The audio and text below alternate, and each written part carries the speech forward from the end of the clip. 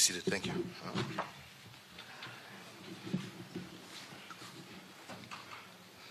Ladies and gentlemen, indeed it's a great pleasure for me to welcome President Mohammed today on his first official visit to Kenya after his election as president. Indeed, let me begin by saying I was honored to represent Kenya at his inauguration. The event itself was a celebration of Somalia's democracy, which I was pleased to attend. It is also a pleasure to return the honor by hosting President Mohammed here in Nairobi, and we say, as we say in Swahili, karibu sana, Nairobi. President Mohammed is no stranger. He has previously served his country as a diplomat and also as Prime Minister. Kenya, like Somalia, is grateful for the diligence and skill with which he handled his heavy responsibilities as Prime Minister. And we welcome him to Kenya not only as a new president, but an old friend. And one proof of this is the celebration that broke out here in Kenya on the announcement of his election results. He visits here today to give our joint agenda a fresh start. That agenda is very clear. On a bilateral level, we have agreed to revitalize our engagement in all areas of mutual interest within the context of a reactivated Joint Commission of Cooperation. In particular, we agreed to take the following actions. Within the shortest possible time, open 2 border posts in Doble Liboy and Mandera Bulahawa, and to facilitate the movement of people, goods, and services. So, ladies and gentlemen, when people are talking about us putting up a wall, here we are opening borders. Kenya committed to train within our institutions and at government cost 200 teachers, 200 nurses, and 100 Somali administrators. Indeed, to support the enhancement of technical skills necessary for rehabilitation upon return of the refugees, Kenya will establish a technical training institute for youths currently in the refugee camps, as well as the environs of Dadaab. And this, I believe, will greatly help in providing these young men and women the necessary skills that they will require to develop and grow Somalia. We've also directed the security teams from both countries to meet immediately and agree on modalities of relaunching direct flights between Nairobi and Mogadishu, and this is to happen with the first flight being within 2 weeks.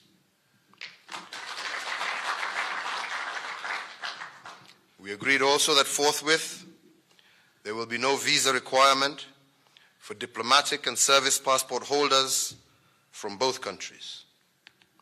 We also agreed to meet regularly to monitor the progress of our bilateral relations. This region and this continent are rising together, and we are coming closer and closer to the freedom, the security, and the prosperity that our people deserve. But we will achieve that freedom, that prosperity, and that security only if we lift each other up. None of us can do it on our own. We will either rise together or fall separately. If Somalia prospers, so too does Kenya. If Somalia is peaceful, so too is Kenya. It is therefore upon us to do all we can to help each other secure these goods for our people. That, ladies and gentlemen, is how we will lift each other, and that, ladies and gentlemen, has been the focus of our talks. I don't have to tell you that a country, many of whose people have been displaced, is a country still at risk of unrest or worse. Again, we all know the strength, the enterprise, and the optimism of Somalia's people. As neighbors, ours is to stand with them and with their country. And that is why we have discussed deeply with President Mohammed, convinced that we can work together to rebuild their nation and secure our joint prosperity. We will also, tomorrow, continue with our discussions as we continue with the IGAD Special Summit on durable solutions for Somalia refugees, which indeed it is our pleasure to host. With those few remarks, let me also add just a little point there, that Al-Shabaab remains ready and continues to kill many Somalis, many Kenyans, and we have agreed that we must continue our fight against these evil criminals until they are no longer a threat. Ladies and gentlemen, in conclusion, I can only say that the discussions that we have had with my brother have been excellent, and I strongly, strongly believe that we have set a reset button, and that if we continue in the manner that we have started today, I have no doubt we shall be able to achieve great things for our two countries. So finally, Mr. President, let me welcome you to make a few remarks to these good people here. Karibu sana. Thank you, Mr. President.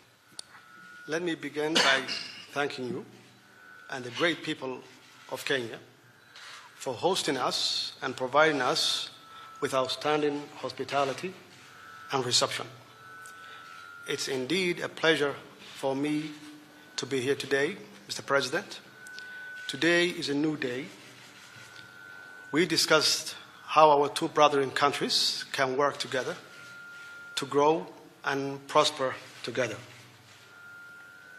Kenya is one of the Somali's strongest ally and partners in East Africa, from hosting the largest number of Somali refugees for decades and contributing the peace building and stability in Somalia through AMISOM. I would like to take this opportunity to thank Kenyan government and the Kenyan people to the sacrifices they have made to help Somalia. Cooperation between our two great nations is necessary to combat the challenges we face, including terrorism and poverty. This state visit is a continuation of close cooperation between our two countries in security, investment, and trade. Close economic cooperation between Somalia and Kenya will not only help to improve the lives of our millions of people, but also it will also enhance the security situation in East Africa. Therefore, my government is ready to work very closely with your government in the realization of full economic cooperation between our two nations. Mr. President, when it comes to trade, I believe that the answer is not only to remove barriers to trade, but it also to do trade right, making sure that it has strong labor standards, strong environmental standards that address ways in which the rights of the ordinary people of both countries are protected.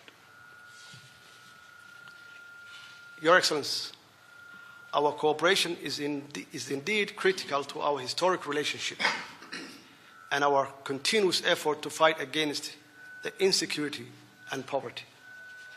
I wanted to thank you for making the flights from Mogadishu to Nairobi, starting in 2 weeks.